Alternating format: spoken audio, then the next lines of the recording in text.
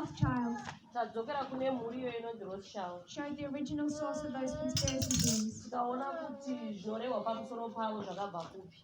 Many people in the movement,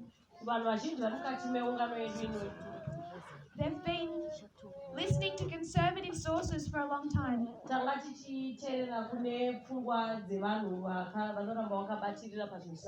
When I say conservative,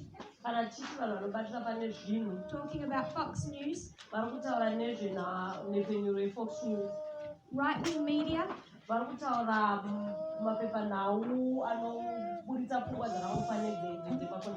conspiracy theorists like Walter White. And we've demonstrated on our reform lines that there's the Uli and the Hiddekel. We can't drink from both. That is a death sentence. Neither can the Nethinims. With their media.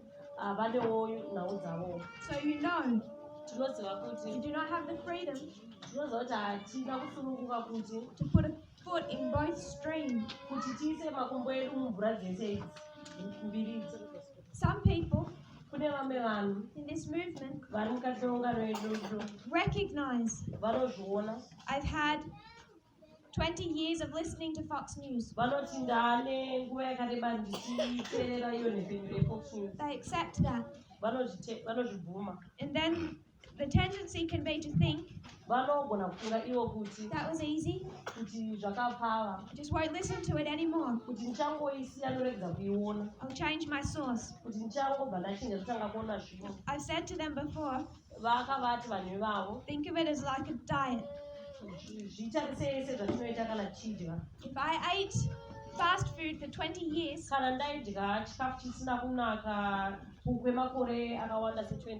20 years I'm eating junk food.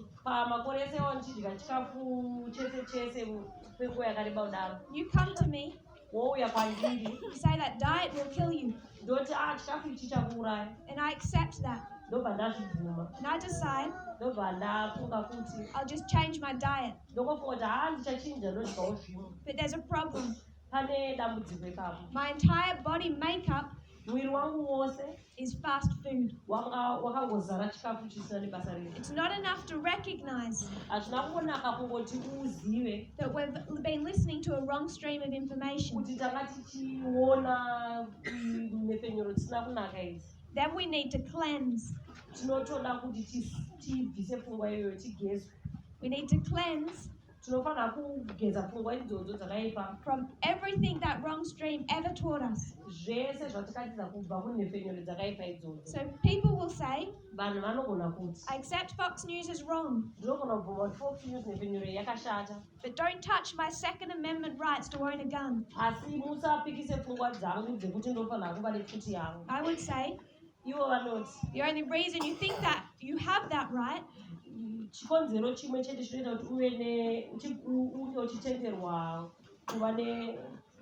is because Fox News told you did.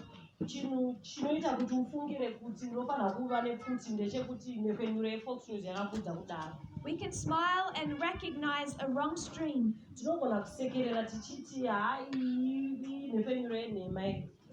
But like a diet,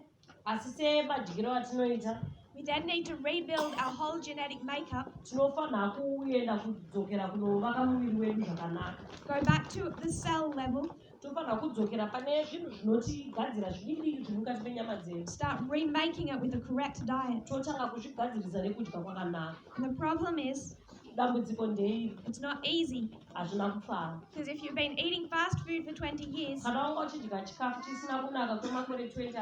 you've been listening to Fox News for 20 years. Someone tells you to eat spinach, you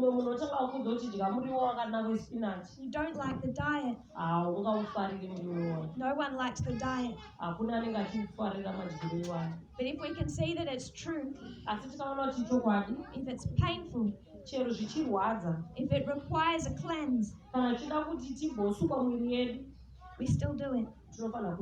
Because like diet, nezvekudya is life and death.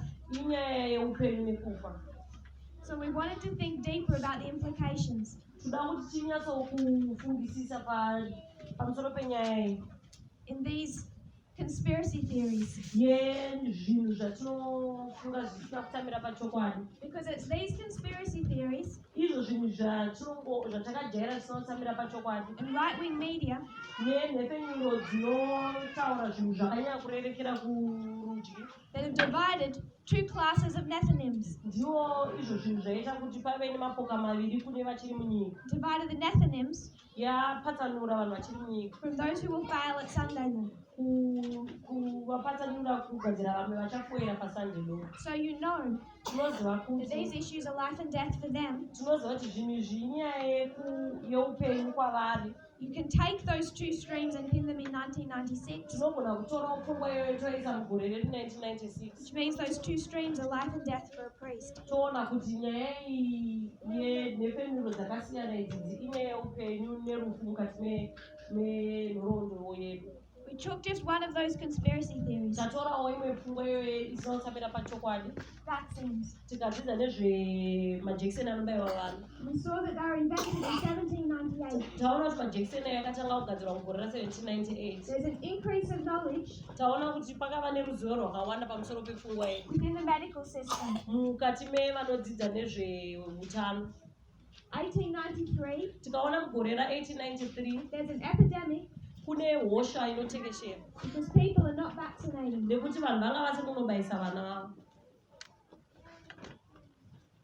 1989 Mugore ra1989 to 91, kusvika mugore there's ra1991 another epidemic kunouya imwe futi hosha because people are not vaccinated. nekuti kune vanhu vasiri kubayisa vana. 2014, Taona mugore ra2014 there's a spike. tinoona zvichikwira. 2019, Mugore ra2019 there's another epidemic tinoona imwe hosha futi because people are not vaccinated. nekuti vanhu havasi kunobayisa vana. There's been a change occur Tiri kuona pane zvinhu zvachinja within America munyika yeAmerica between 1989 kubva pagore ra1989 and 2019. kusvika mugore ra2019. In this history, Munhoroondo iyi those not vaccinated vasina kuvaccinatwa mugore ra1989 was minority groups. vanga vari vanhu vanenge vari mapoka anenge ari mashoma mukati menyika.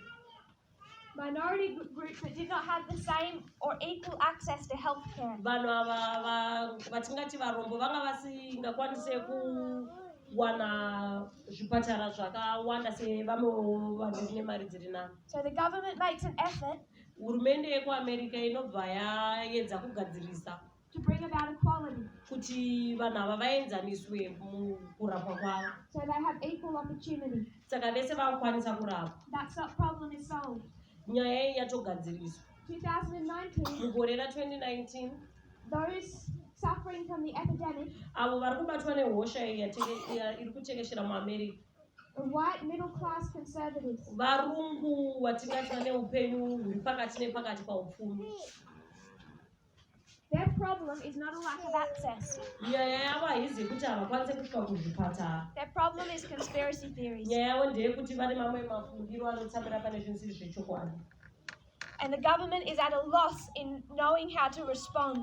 Hurumende yavo haizive kuti pangagadziriswa sei, Because how do you cure someone's conspiracy theories? nekuti unokwanisa sei kubvisa munhu pafungwa idzi. I want us to think about vaccines in a slightly different way. Ndiri kuda kuti titarise nyaya yekubayiwa majekiseni neimwe muono. First of all, Chekutanga I want us to just consider ndinoda kuti titarise what they're meant to do. kuti majekiseni aya anofanira kuita basa rei chairo. In 1989 to 91, Kubva mugore ra1989 kusvika mugore ra1991 there was 55,000 cases of measles. kwanga kune vanhu vanga vane gwirikwiti vanosvika pa55,000. 1/5 of those were hospitalized. Chimwe chikamu chidiki chinenge zvegumu zviviri chakaiswa muchipatara. 166 children died. Vana 166 vakafa pavanhu vavo. Now, Tikatarisa ikwezvino it's white middle class America. tati ndevarungu vanengewo vari nani pakurarama kwavo. vaccines work in the following way. Majekiseni aya anoshanda sezvakadai soizvi.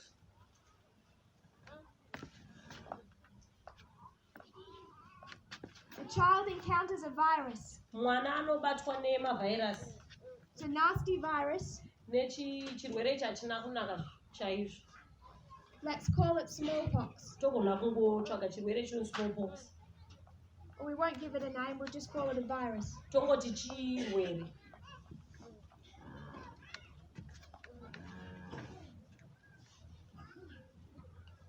There's an invasion in the body. Mwiri unopindirwa nevhairasi iri. The body steps up to the challenge. Mwiri unoda kuedza kugadzirisa.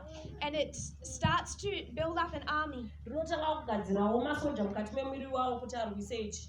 It starts to study this virus. Mwiri unotanga kudzidza kuti ko hosha iyi uri kupinda mandiri yakaita sei. It creates like a map. Yogadzira zvinhu zvinoda kuti zvinyatsonzwisisa pamusoro pehosha iyi. Everything it can learn about this virus. Zvese zvinokwanisa kubata pamusoro pechirwere ichi. So it knows how to defeat it. Kuti ikwanise kuchikurira chirwere ichi. That process can take days. Kuita izvi zvinotorera mwiri wedu mazuva akati o. And from the time it's created or invades, panotanga kupinda chirwere mwiri medu. Over a period of time, Panoti tore nguva yakati o. The body creates a response. Mwiri unogadzira nzira ingakwanisa kubatsirika nawo mwiri wawo. The right type of cell Inogadzira tunhu tudiki mwiri medu tunonyatso kunobatana nechirwere ichi. That can attack the virus and kill it.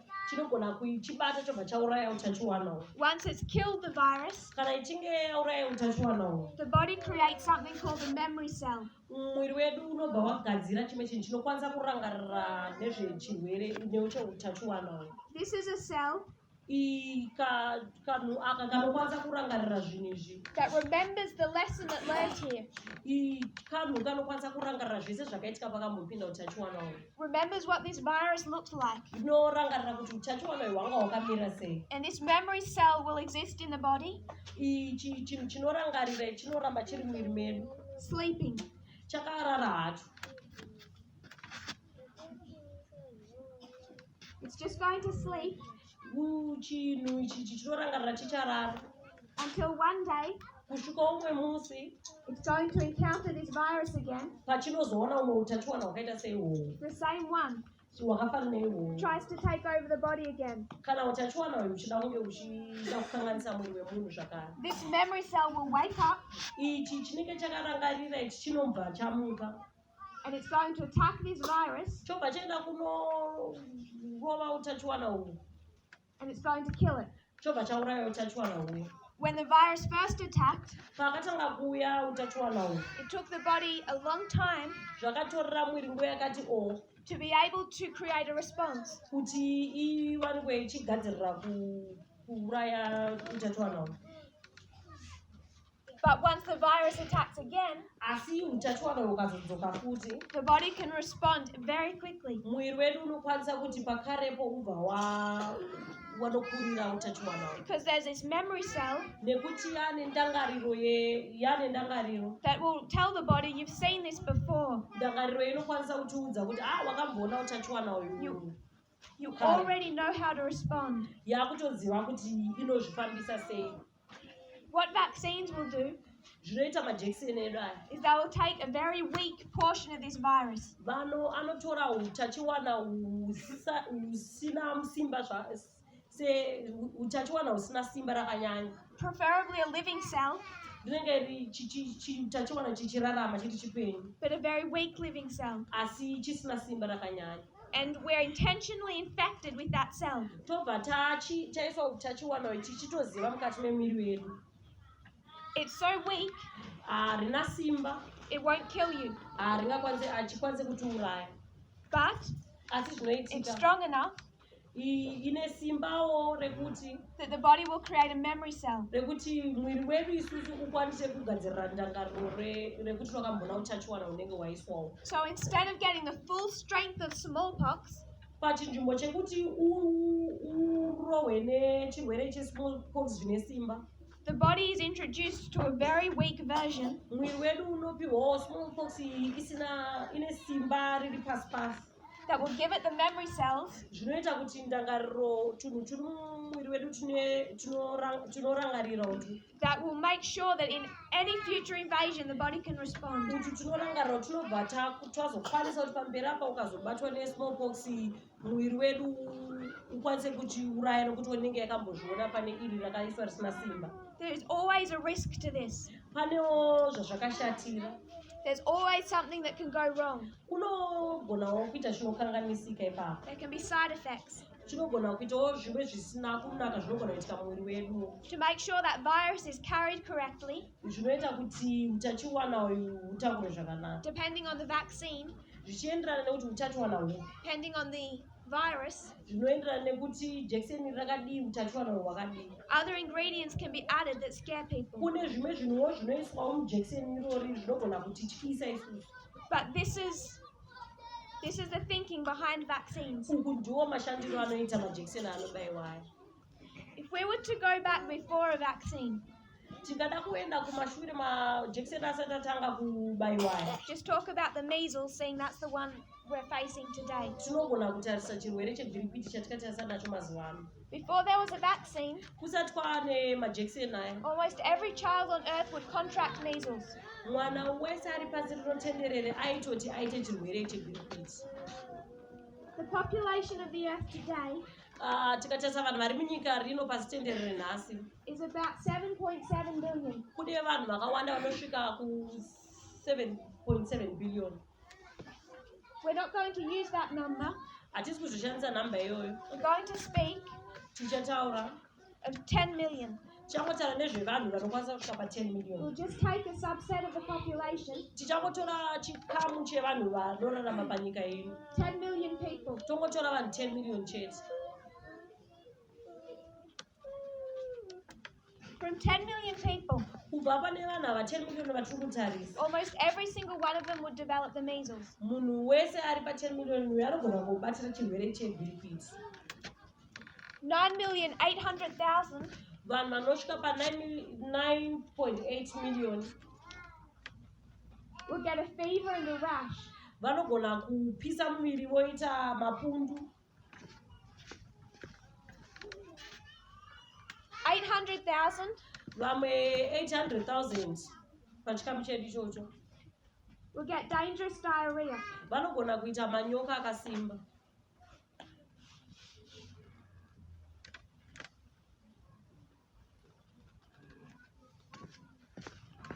700,000 vanhu vanosvika pa 700,000 pachikamu chedu ichi will get ear infections. vanogona kuita nzeve dzine urwa. Some of them will go deaf.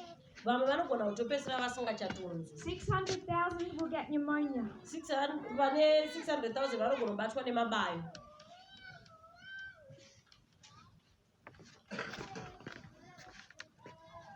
2,500 vanhu vanogona kusvika 2,500 will get another disease vanogona kuita chimwewo chirwere where it lingers in the brain cells, chinoramba chiri mupfungwa memunhu. and everyone who gets that will die, but in a few years' time. Munhu wese anobata nechirwere ichi chemusoro anogona kuzofa hake pamberi apo. To just summarize, Kuti tingoisa pfungwa dzedu pamwe, 20,000 will die. 20,000 ndo vanogona kufa. Remember, this is the measles. Ngatirangarire kuti chirwere chegiripiti It's one of the kinder ones compared to smallpox and polio. iri nani pane chirwere chesmallpox nechirwere chepolio.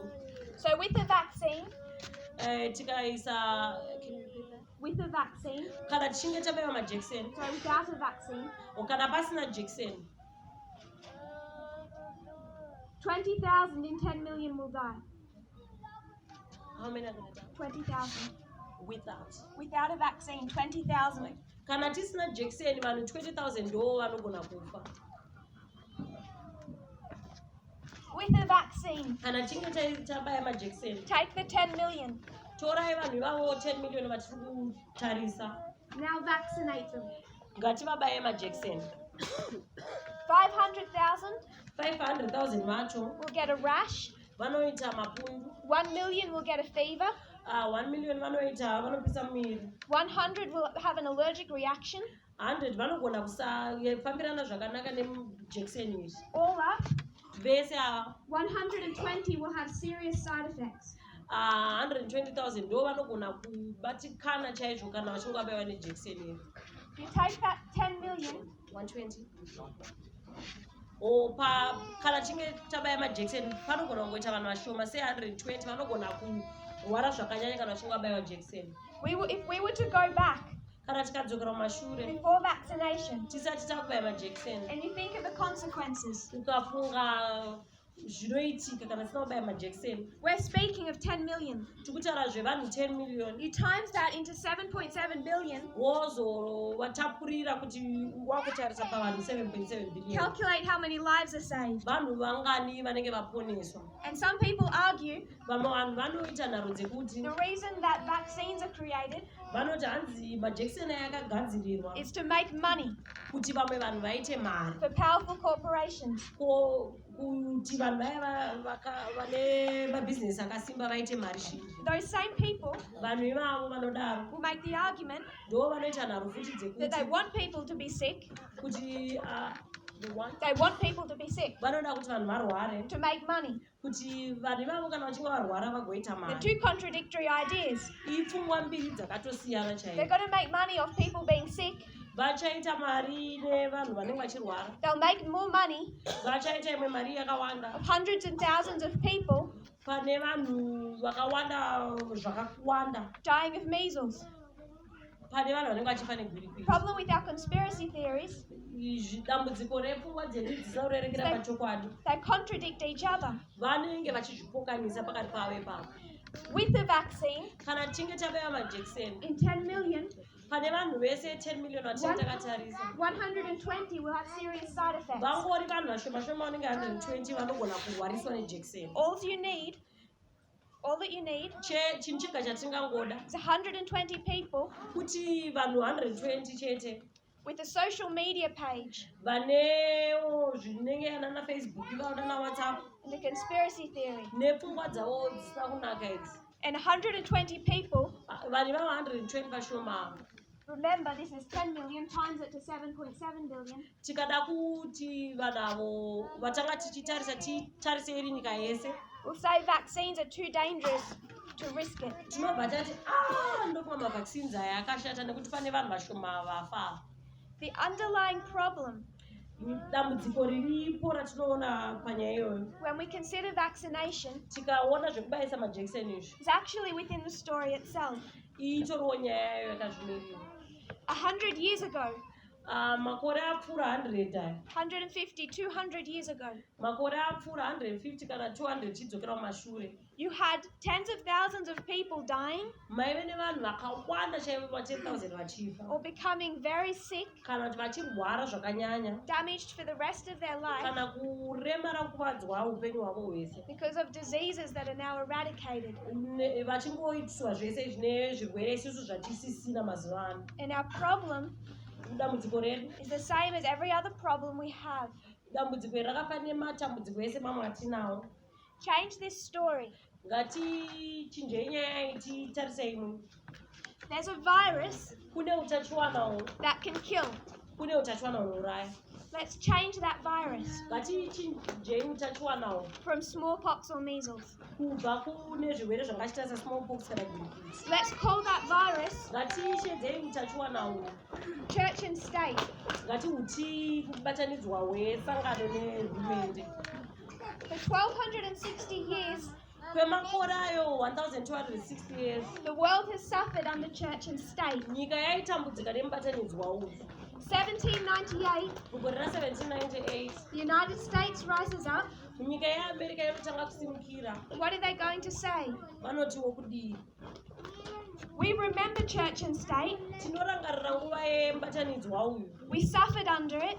Takatambura. So we're going to create a memory cell. Saka tichagadzirawo pfungwa inorangarirawo zvatakambotambudzika nazvo mashure. We remember what church and state feels like. Tinorangarira zvakaita mubatanidzwa wehurumende nechechi. So now, Iwe zvino, when church and state tries to come back kana mubatanidzwa ikada kudzoka zvakare, under Protestantism, ukada kudzoka wakawanda kuseri kwemasangano ayo akajairike Under Trump. achitungamirirwa naTrump, What should their response be tinofanira kuita sei? today? They should say, Vanofanira kuti ivo today, nhasi we haven't experienced this virus ourselves, takamboona utachiwana uyu paseri apa, but we have a memory cell. tine rangariro yevhairasi. And that memory cell Mundangariro medu is understanding this church and state. ndangariro yedu inonzwisisa mubatanidzwa wesangano nehurumende. How would a Protestant today muprotestant wanhasi anofanira kudii? understand the danger of church and state? Anofanira kunzwisisa sei kuipa kwakaita musangano wehurumende nesangano. They've never experienced it. Havana kumbosangana nazvo. They didn't have to go through the 1260. Havana kupfuura munguva ye1260. The full virus that can kill you. Havana kupfuura utachiwana hwekukwanisa kuvaurayawo. So what are they required to do? Vanofanira kudii?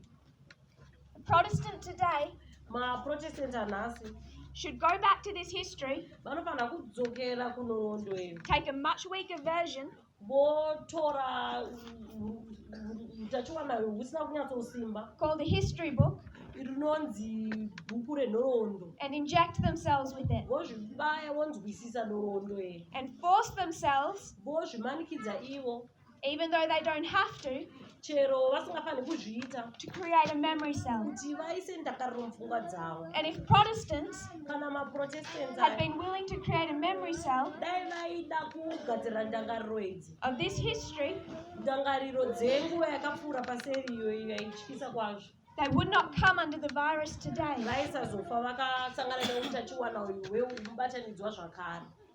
Go to race, Endai munotarisa nyaya yemakanda edu akasiyana, slavery.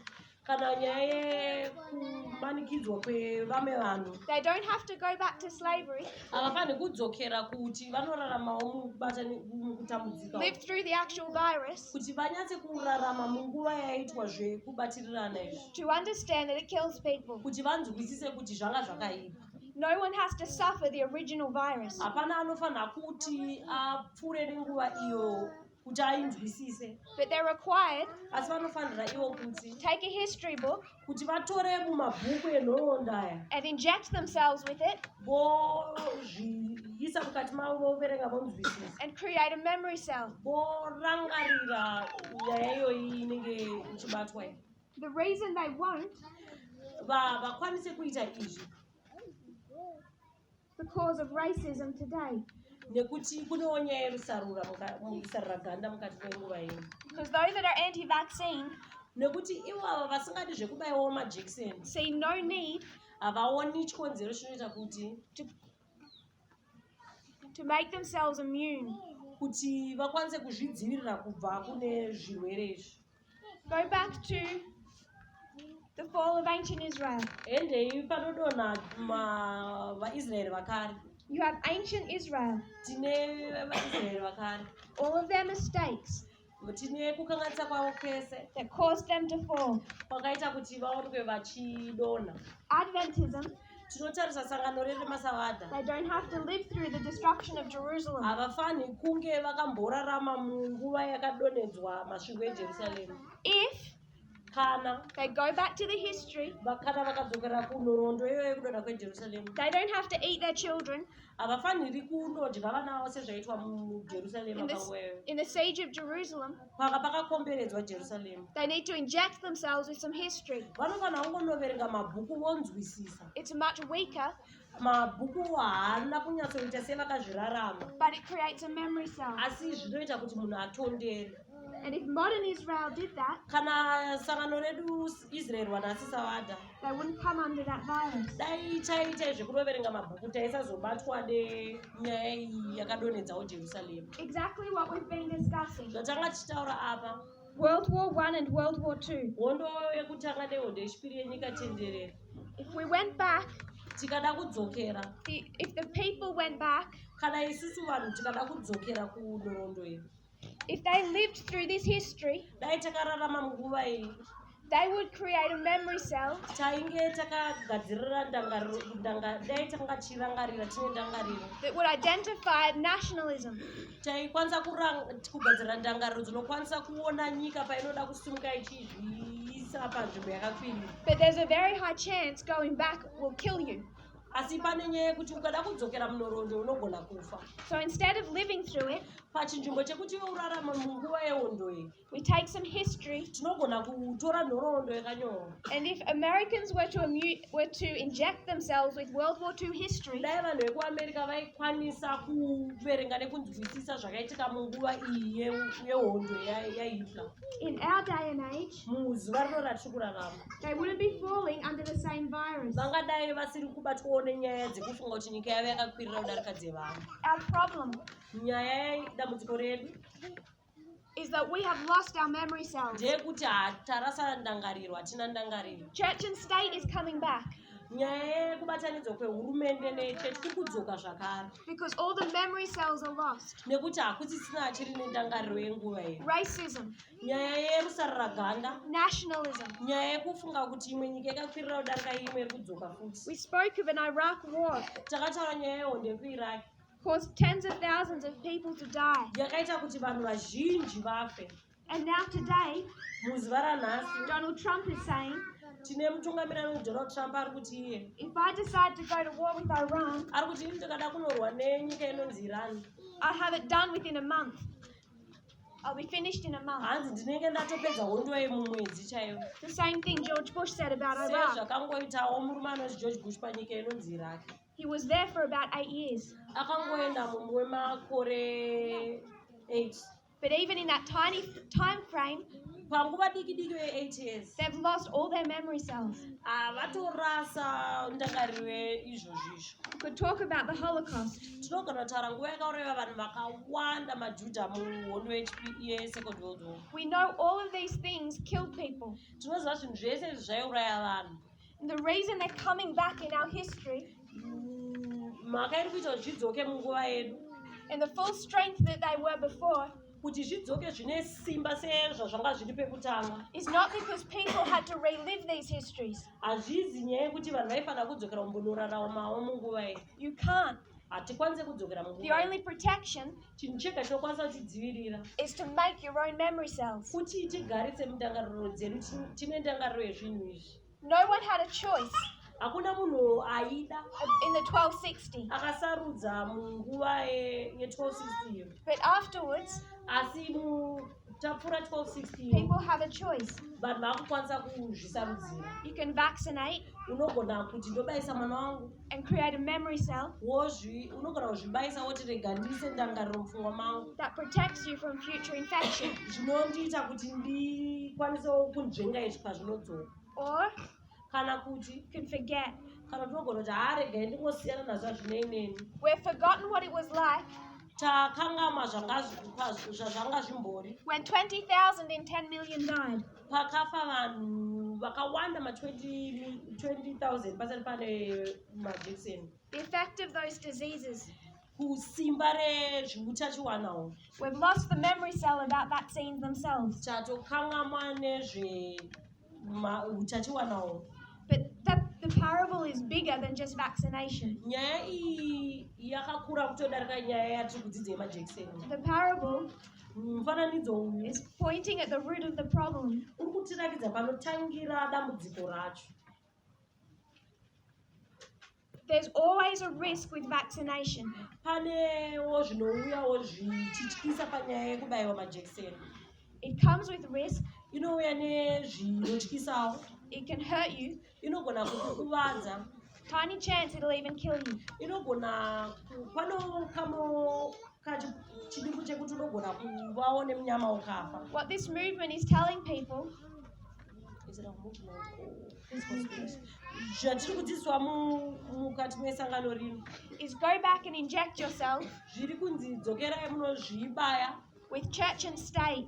mombonozvibaya monzwa zvanhu zvakaita sei kurarama munguva yekubatanidzwa uyu. And that's dangerous zvinotyisa izvozvo because it hurts. nekuti zvinorwadza. Racism, kumboendawo kunorarama munguva yerusara raganda, sexism, kunorarama nguva vakadzi nevarume pavanga vasingaenzaniswe, slavery. tonorarama munguva yeutapa vamwe vachishandisiwa avo vasina mubhadharo. So many people are saying Vanhu vazhinji vari kuti they don't want to look at that history havadi kutarisa nhoroondo idzodzo because it hurts. nekuti nhoroondo inosuwisa, inorwadza. Grown men are crying Kune varume vakuru chaivo vari kuchema when they look at the history of the Civil War. kana vachitarisa nhoroondo yehondo yakarwirwa kuamerica mumakore mazuva ana maiwaisi. It has painful side effects. Zvine zvazvinoita mukati medu zvinorwadza, But to not create a memory cell asi kuti titi tisaise ndangariro is so much more dangerous. zvinotonyanya kutyisa pane kudzokera kunzwisisa zvenhoroondo idzi. The vaccination is painful. Kubayiwa jekiseni kunorwadza. No one wants to study World War II Hakuna anoda kudzokera kunonzwisisa pamusoro pezvehondo yechipiri and research the Holocaust. kuti tinyatso kunzwisisa nezvenguva yakaurayiwa majudha nevamwe vanhu vakawanda mugermany. Some people just can't stand it. Vamwe vanhu havakwanise kuzvitambira ichi, kuzviona. It hurts. You Zvinovarwadza, can develop a fever. zvinogona kuita kuti upise muviri, It's a risk. zvinogona kuita zvimwe pazvinoenda nepamwe. But the danger Asi dambudziko riripo of not researching that history, rekuti tisaende kunoverenga nenyaya dzenhoroondo chinzwisisa. going to a history where there's Donald Trump Kana takuuya munhoroondo iyi nemurume weDonald Trump, and not identifying who he is. kana tisingakwanise kumuona sezvaari chaizvo, They can't see he's the same virus as Hitler. havakwanise kuona kuti iye murume uyu Trump akangofananawo neutachiwana hwakambosvikwa nenyika yenzi Hitler, That Iran is the same mistake as Iraq. kuti hondo yeIran yakangofananawo nehondo yakaitwa yekuiraki, That the racism today is the same racism as during slavery. kuti nyaya yesara raganda iri kuitika izvezvi yakangofana nenyaya yerusara raganda rakaitika nguva yakare paive neslavery. But Protestants are making the same arguments as the Catholics. Kuti avo maprotestants vari kungovaone pfungwa yakafanana neyaive nemakatolike munguva iyi, That modern Israel is repeating the history of ancient Israel. kuti isusu masavadha tiri kudzokorodzawo nhoroondo yemajudha. They don't remember. They don't have a memory cell Havana ndangariro yezvinhu izvi, to when tens of thousands of people died from viruses. havana ndangariro yevanhu vazhinji pavaimbofa neutachiwana. Vaccines were created in 1798, Tadzidza kuti majekiseni akagadzirwa mu1798, but they give us a greater parable. asi anotipa mufananidzo wakanaka chaizvo. In every case Munyaya yega yega, where we fall pese patinowa, is because we don't have memory cells. inyaya yekuti tinge tisina ndangariro. And it's a choice, Iyi isarudzo yedu, a painful choice, isarudzo asi yakaoma, to inject ourselves yekuti tizvibaye by our own volition nekuda kwedu, with a smaller, gentler dose kuti tizvibaye neutachiwana husina kunyanya kuti simbei of the original virus. weutachiwana hwacho hune simba. Not enough to kill, Utachiwana husingakwanise kutiuraya, enough to create a memory cell. asi hunokwanisa kugadzirira ndangariro mumuviri wedu. In ancient Israel, Mukati menhoroondo yevana veIsraeri vakare, when there was a major event, kana kwaive nechinhu chikuru choda kuitika, they were to create piles of stones. kana pachinge paitika chinhu chikuru vaifanira kuunganidza matombo voita murwi. Their children never went through those events. Vana ivavo vanenge vasina kumboendawo, vasina kuvapo pakaitika chiitiko ichi, But as their children saw those piles of stones, asi vana vavo pavaiona murwi wematombo, the children were to say, vana ava vaifanira kuti, to ask, vaifanira kuvhunza why is that there? kuti matombo aya ndeeyi aya. The parents Vabereki vavo vaifanira kuti would inject them with a memory cell, vaibva vava pandangariro, with a virus vaibva vapa utachiwana, that would create a memory cell, vaibva vaudza zvinhu zvinoita kuti vave nendangariro, and say, our parents went into captivity. kuti vabereki vedu vakamboenda muutapwa, I didn't have to live through that, isi hatina hedu kurarama muutapwa ihwohwo, but I have a memory cell now, asi tinorangarira and I won't repeat their mistakes. kuti takambopinda mutapwa hatichadzokorodze zvatakamboita. It's an interesting parable for the Christian right. Mufananidzo wakanaka stereki kune makristu ayanda kushandisa chisimba, That is vaccines they're attacking. kuti vari kurohwa izvezvi neutachiwana hwegwirikwiti because their underlying problem nekuti pfungwa iri pazasi yakashata pane zvinhu zvese is they do not believe in creating memory cells. nekuti havatenderane nepfungwa yekuita ndangariro So they whitewash their history, saka vanongodzima zvakaitika kare act as if slavery never voita happened, senge ungati slavery muamerica inambobvira yakaitika, as if the Iraq War was a success. kunge hondo yavo yekuiraki yakabudirira. Their problem Dambudziko ravo is they won't create memory cells. nderekuti havagadzire ndangariro yezvinhu zvakaitika. Tomorrow, Mangwana we will briefly review, tichadzokorodza zvakare, and then we want to continue a little in Acts 27. todzokera zvakare kubhuku redu X27. I want to make one comment Vada kuisa imwe pfungwa before we close, vasati vavhara. not to go into any great detail, Havasida kuedzika zvakanyanya. but I know people in this movement are battling. Vanoziva kuti vanhu vari mukati mesangano rinoro vari kushushikana. They're saying Vari kuti ivo all these things sound moral, vari kuti zvinhu zvese izvi zvinongoita senge zvinhu zvekugarisana kwedu zvakanaka. isn't our message prophetic? Nguva ndinomboti shoko redu nderechiprofita. My question, Mubvunzo wavo we've kwatiri, been teaching a Sunday law tanga tichidzidzisa nezveSunday law for decades kwemakore akawanda in this movement. mukati meungano yedu ino. Sunday versus Sabbath Tichiti kune vanonamata svondo nevanonamata musi weSabata. is a moral issue. Tichiti nyaya dzekugarisana kwedu zvakanaka. No one ever had a problem with that. Hapana akamboita dambudzika nenyaya iyoyo. But when you start saying Patinotanga kuti isusu racism and sexism are a problem, patinoti rusarira ganda nekusaenzaniswa kwemadzimai nevanhu, all of a sudden people think that's moral. vanhu vanobva vatanga ngoti izvi zvave zvekugarisana kwedu. Sabbath keeping is moral. Kuchengeta sabata kungori kugarisanawo kwevanhu. The 7 last plagues, prophetic or moral? Matenda achauya kwatiri pamberi apa ari pamweya kana kuti anoitika People would chaicho. say prophetic.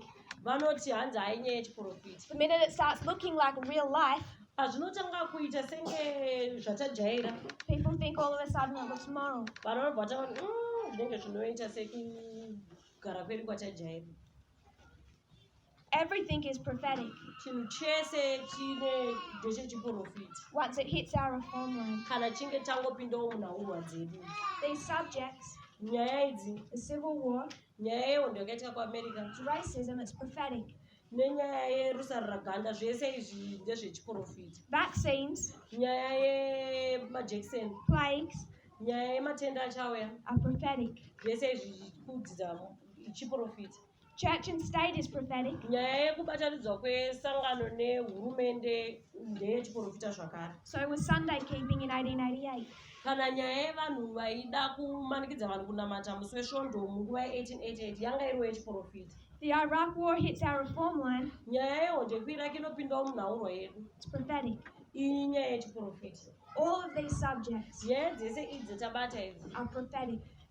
ndedzechiprofita. Everything we read Zvese zvatinoverenga is prophetic. ndezvechiprofita. And Jesus said, Jesu unoti he taught in parables. akadzidzisa nemufananidzo. And we're told Tinoudzwa kunzi he taught in no other way. kuti hapana imwe nzira yakashandisa nayo yekudzidzisa isiri kunze kweiyoyi yemufananidzo. So vaccines, Kana tichitarisa majekiseni they hit our reform line, akapindawo munhaurwa yedu, they become prophetic. anobva atovawo A wechiprofita, prophetic test anobva atotizungurawo muchiprofita, and a parable. anobva aitwa mufananidzo. People on forums Vanhu mukati memafonu mumawhatsapp are arguing back and forth, vari kuitsana naro partly nezvimwe zvacho zvikuvaitsa because naro.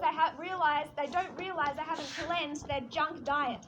Vanoona kuti hatina kunge takagadzirisa zvakaipa zvanga tinazvo mupfungwa medu. From 20 years of the wrong stream of information. Kubva pane zvinhu zvese zvataitora kubva kune nhaunefenyu dzisina kunaka idzi. And second, Chechipiri, because they don't realize they're dealing with a prophetic test. havaoni kuti nyaya dziri kutizungura izvezvi inyaya dzechiprofita, And that's dangerous. zvinhu zvakaipa chaizvo. If you kneel with me, we'll close in Kana prayer. tikapfugama munamata.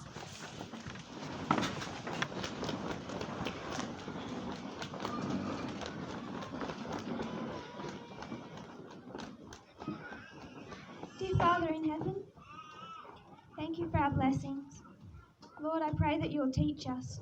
We need your memory cells. We need to remember these histories. Lord, they're painful to research, to read about, to watch documentaries. They go into painful subjects that none of us want to revisit. Lord, a time that none of us would have wanted to live through. Many people died and suffered. But I pray, Lord, you'll give us strength to do that, to create those memory cells, to see the evil in what is rising up today, to be able to understand based on our past history. Oh Lord, I pray that you'll help us to do that as a movement, and also to help those around us, to remind them of what has been and what is coming back, what was suffered all those years ago, Lord, the racism, the sexism, the nationalism, church and state, dictatorships. I pray, Lord, you'll help us to understand correctly, that we can be teachers to the world and be able to vaccinate them, be able to help them see that virus that's coming back and be immune to it. I pray this in Jesus' name. Amen.